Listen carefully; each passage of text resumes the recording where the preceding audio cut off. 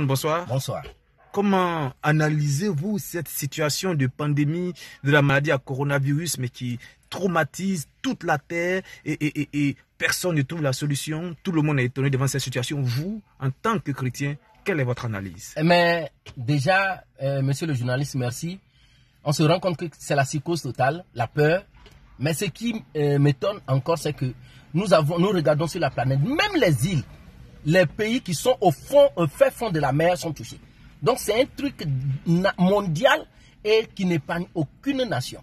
Mais chose bizarre, on se rend compte que c'est un jugement de Dieu pour toute la terre, pour nous les chrétiens. C'est la lecture que nous faisons. Vous vous rendez compte que ce n'est pas la première fois. Du genre, dans la Bible, quand nous lisons les enfants d'Israël qui étaient en Égypte, il y avait un jugement de Dieu sur la nation d'Égypte. Et Dieu a proposé le confinement. Demandez aux enfants d'Israël de se confiner pendant que l'esprit de mort va passer la nuit.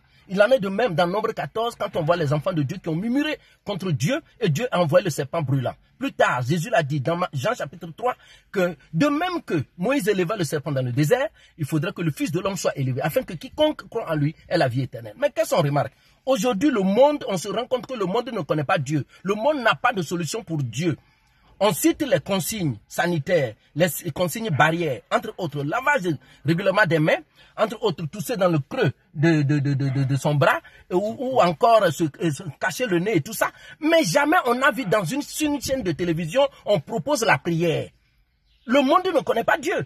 Le monde ne connaît pas Dieu. Et ça, c'est pas nouveau. Mais au-delà de ça, nous qui avons une lecture un peu spirituelle des choses, on se rend compte que c'est un jugement pénible de Dieu. Et pourquoi ce jugement? Pourquoi ce jugement? Pourquoi Dieu jugerait le monde? Mais le monde a péché. Quand un homme couche avec un animal, quand un homme avec des barbes prend son ami garçon barbe, les os qui sont dus et puis l'embrasse, ça, Dieu n'est pas content de ça.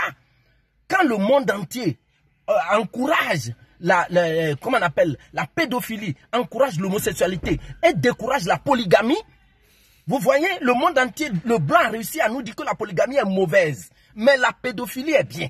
Le blanc a réussi à nous dire que la polygamie est une très mauvaise chose. Faire beaucoup d'enfants, ce n'est pas bon. Mais un animal qui couche avec un homme, ça c'est bon. Et nous, on accepte ça. Il y a un temps pour Dieu qui jugera toute la terre. Mais regardez, faites cette analyse-là. Le blanc arrive à découper l'homme.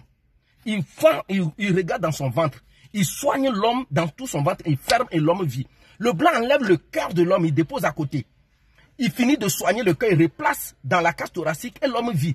Mais médicaments, juste pour quelqu'un qui tousse, quelqu'un qui a la fièvre, on appelle ça chez nous, quelqu'un qui tousse, blanc n'a pas ces médicaments-là. Vous ne voyez pas que c'est un jugement de Dieu. Blanc qui crée avion, médicament de quelqu'un qui a la fièvre, qui n'arrive pas à respirer et qui a blanc n'a pas médicament là. Dieu juge la terre. Mais je suis convaincu que tous les enfants de Dieu seront épargnés. Vous n'allez jamais entendre qu'un enfant de Dieu soit infecté. Encore un vrai enfant de Dieu. Et les chrétiens qui sont infectés alors? C'est ce que j'ai dit, un vrai enfant de Dieu. Vous voyez, les chrétiens qui seront infectés seront guéris.